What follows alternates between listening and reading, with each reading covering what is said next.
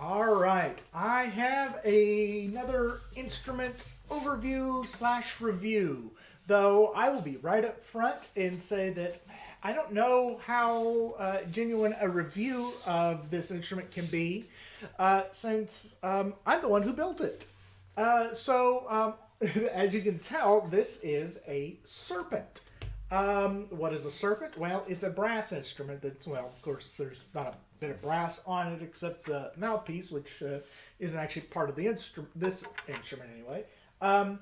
The serpent is an ancient brass instrument made of wood, which is kind of counterintuitive, but yeah, it was made of wood, covered in leather. But this particular one has been 3D printed. So this is in PLA plastic. PLA is a plant-based plastic. And so, yeah, I have spent the better part of the last 2 weeks printing this off and building it. The kind folks at the Bait Collection in England, the University of Oxford, have provided the files that anybody with a 3D printer can print one of these. Here's the caveat though. While you can print one of them, it does take 200 hours of print time. It requires about 2 kilograms of filament, so therein that's probably about $40 worth of materials. That's not counting time and labor. So it does turn out to be, it's a rather, it costs, I won't say it's costly, but it is time consuming in order to build one of these. So you're looking at minimum of 2 weeks to get one of these built. But anyway, yes, since I have a 3D printer, I now have this done. This has been the first really big project it's taken on. There's another one it's going to be working on, which we'll talk about some more, and I've already talked about quite a bit on this channel. So anyway, the Bait Collection Serpent is copied off after an anonymous instrument, and this particular file is in 24 parts. So we've got the bogle here. This is in 4 parts. Straight part, and 2 curved parts here. I put a little bit of Teflon tape on there, just so it fits in nice and snug, though a good print, shouldn't need it. And then the body here is in 20 individual pieces. Now with some of the smaller ones, like the first 4 or so, you can print these all at the same time. But as you get bigger and bigger, they get obviously much larger. So that, this final piece, which is just from here to here, this was about a 16-hour print just to print the final, say, 6 inches. That gives you some idea of the time and effort involved in creating one of these. So the question is, how does it play? And the answer that most people have said is, well, it's kind of like playing into a wet paper sack. Serpents are notoriously difficult to play in tune, to play well. So what I'm going to attempt right now is a 2-octave C major scale. This is a Serpent in the key of C. One of the difficulties with being able to play the Serpent is, of course, the fingerings. There's 6 tone holds. So in theory, it fingers more like a tin whistle than it does a recorder. But one of the issues is, like, C has the same fingering as B. And I just changed those notes with embouchure. So here's the 2-octave C scale. Big word of warning, I am not by any means a brass player. I am just a composer who really likes weird and wacky instruments and exploring tonal possibilities. So if you're going to critique my playing, please keep that in mind. Also keep in mind that this instrument has not existed for more than 24 hours. Before that, it was just in parts.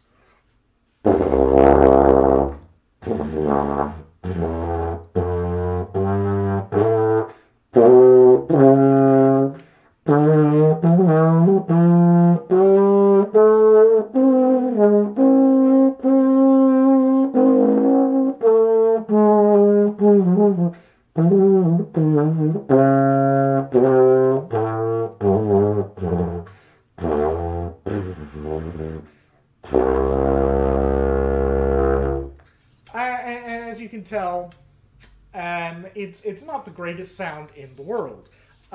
Some of the notes don't want to settle in using the right fingerings, and I can lip bend like crazy. So you have to have a phenomenally good ear and good lip flexibility to play this. I've got a decent ear. I have crap in the way of lip flexibility, though.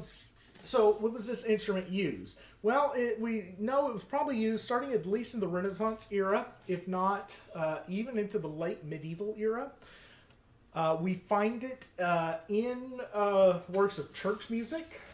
It was used a lot in French churches, some in Italian churches. We see it get introduced into the orchestra in Handel's time.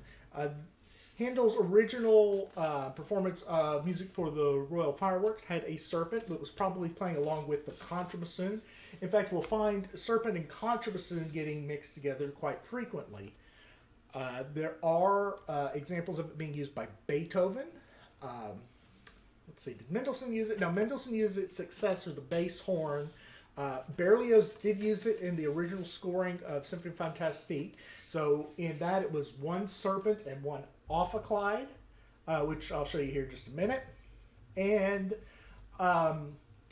we know that it was used up until Wagner's time. There's at least one Wagner piece, I believe, Der Fliegende Holländer.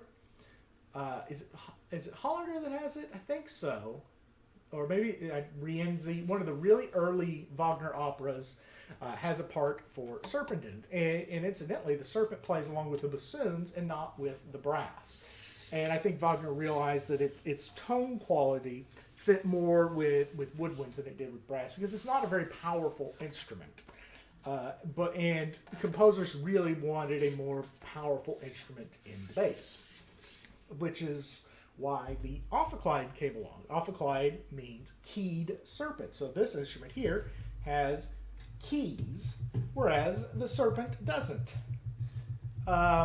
Later serpents would have keys. We call them military serpents. This is just a church serpent, or a keyless serpent. But what I'm going to do is I'm going to attempt to play the Dies Irae motif from Symphonie Fantastique. This is something like it would have been heard originally. Now, there are much better videos on YouTube, but this will just kind of give you a demonstration.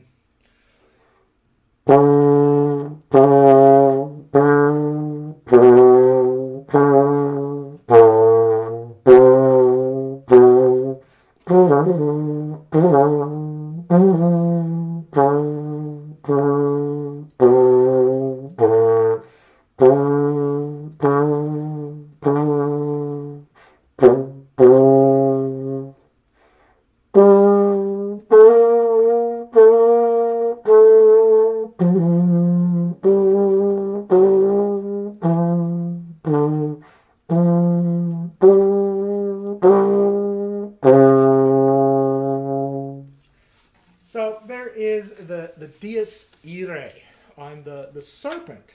And it really does play pretty quietly. I can't really push this instrument too far. I'm going to play the same thing, though, on the ophicleide now. And you may notice that I'm going to use the same mouthpiece. In fact, this is my ophicleide mouthpiece that I'm using on the serpent. So right away, you'll notice that the ophicleide is a very, very different instrument. Made of brass, of course. Bell is up, and everything now is covered with keys, so theoretically it should play more in tune.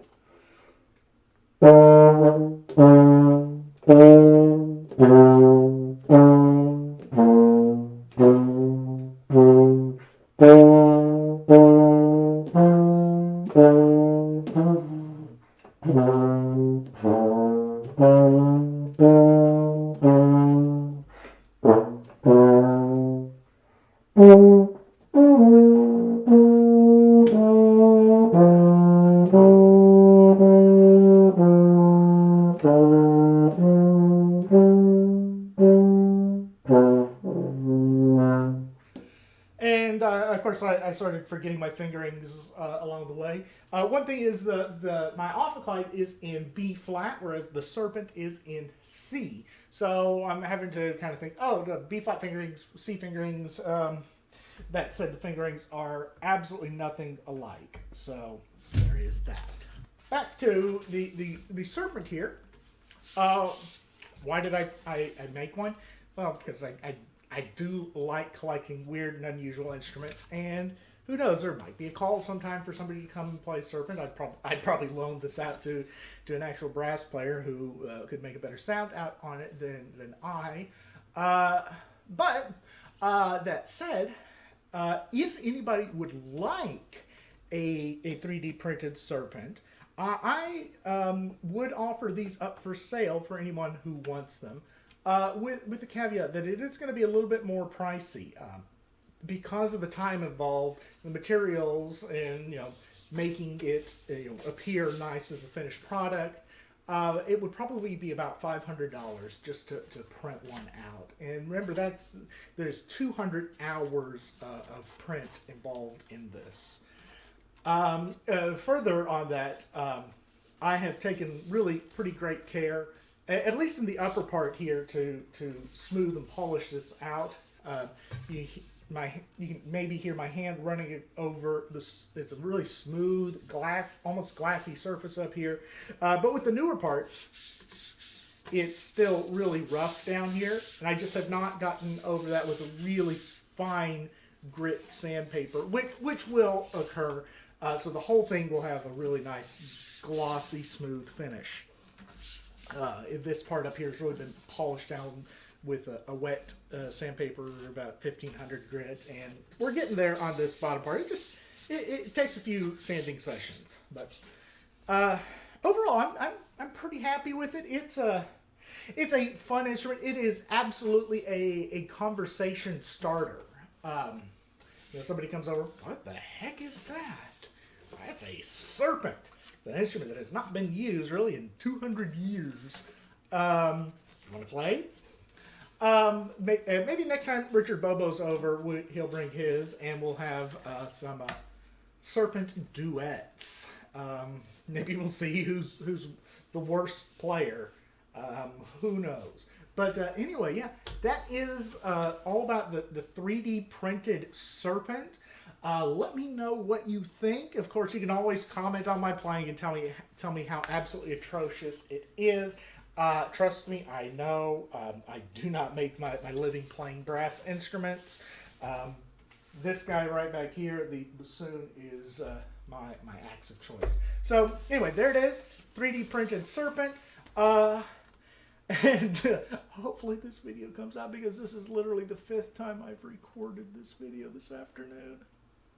Anyway, like, comment, subscribe down below. Let me know what you think. Have you printed your own 3D Serpent?